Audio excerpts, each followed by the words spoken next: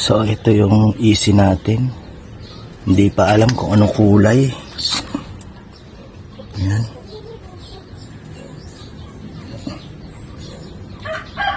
Medyo maganda naman yung beak niya.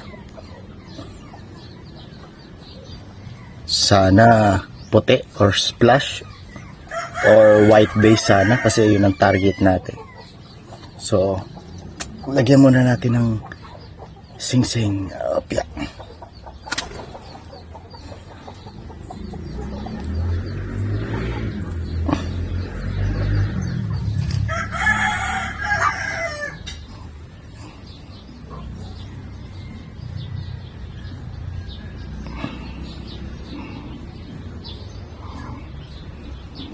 Yan, maluwag pa. So, yan yung ating easy. Sana maging puti yung ulo niya. Ito. Ito ang headshot. Yan, medyo maganda yung beak niya. Medyo may kapal. So, okay.